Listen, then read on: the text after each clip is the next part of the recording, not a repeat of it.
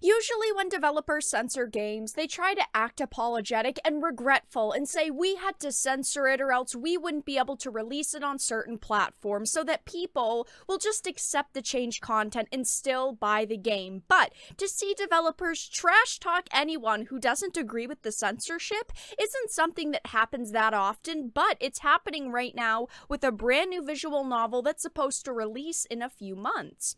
I want to show off a few articles, but before we get into the topic at hand, if you enjoy the content that I create, please make sure to subscribe to the channel and hit the notification bell. Follow me on social media like Twitter or mine so that you can see when my content is posted.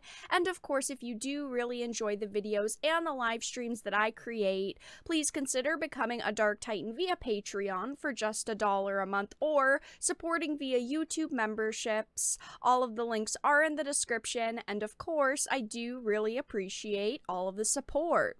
So I wanted to start off with this Sankaku Complex article. It says Cyanotype Daydream censors Saifuku and developer trash talks anti-censorship critics. This is the worst move possible, not only to censor your game, but to go on social media and trash talk anyone who doesn't agree with the changes.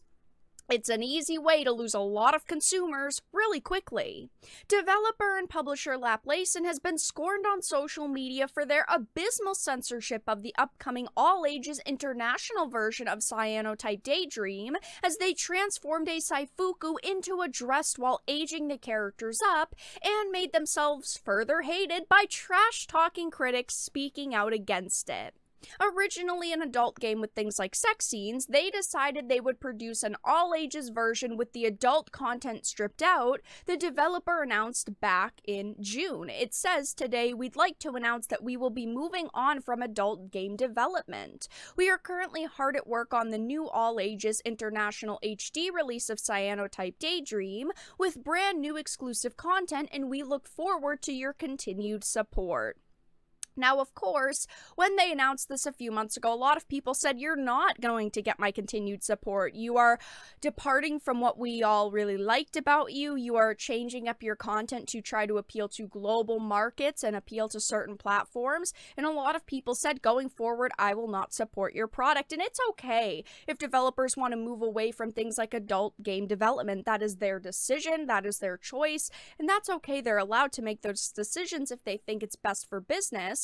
But a giant reason why people would want to play this is because it had adult sex scenes in it. Even if it's not the type of game for everyone, these games do have a big market, and not every game needs to be for every single person. You'd think it would be more beneficial to just make a new IP instead of censoring an older one, because there's parents out there who are going to look up this game, see an 18+ version existed, then go, should my kid really be playing this? And you're most likely going to lose out on a portion of that market, and by censoring it, you're losing out on people like me who would buy it because you simply were releasing the content you wanted. A product that was adult-oriented in the past has an adult stigma behind it, and they'll never be able to 100% bury the fact that a previous version of this game existed.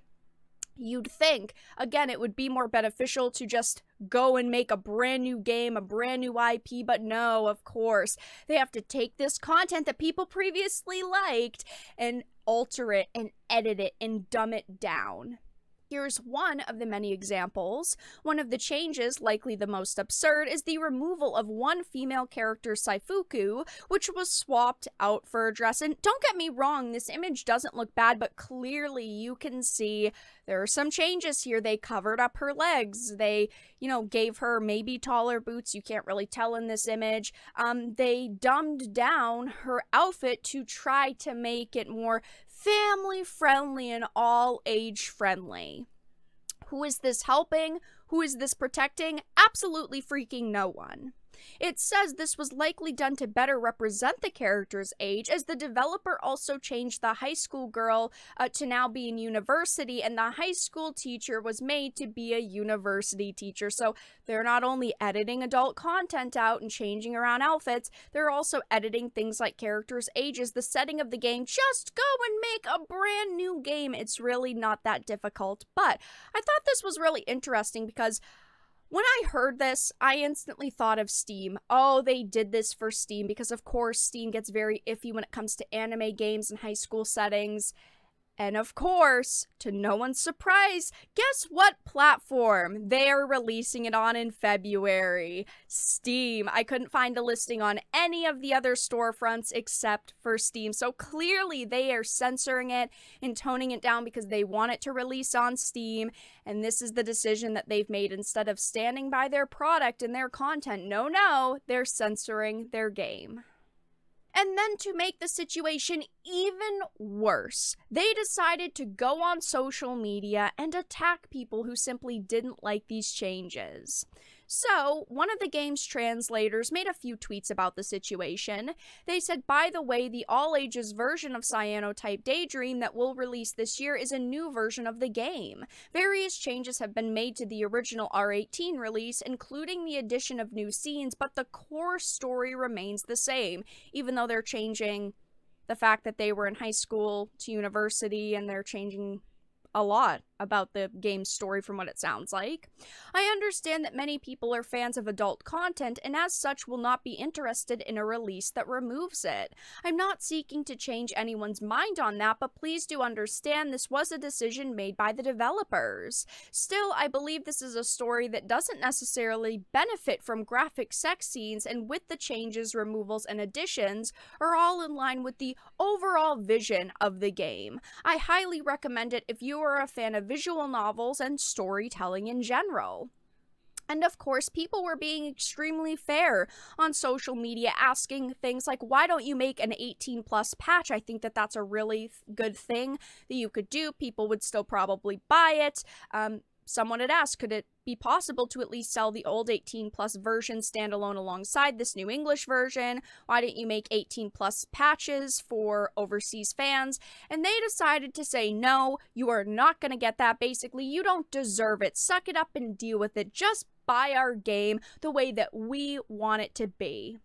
It says, only proving to further demolish their reputation. It is said that the developer used their Twitter account to mock and sling insults at those criticizing the visual novel censorship. This is truly the worst thing that you can do, is go on social media and attack people that are simply upset that you censored and toned down your game. I know for me personally, as soon as I hear something like this happened, I'm not that interested in a game anymore. For me, censorship is a big reason to not buy and not support a game.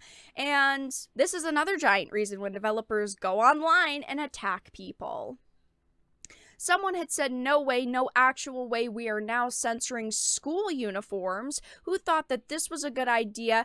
Thank you, Cyanotype Daydream localization team, for this gem. And they said, my pleasure.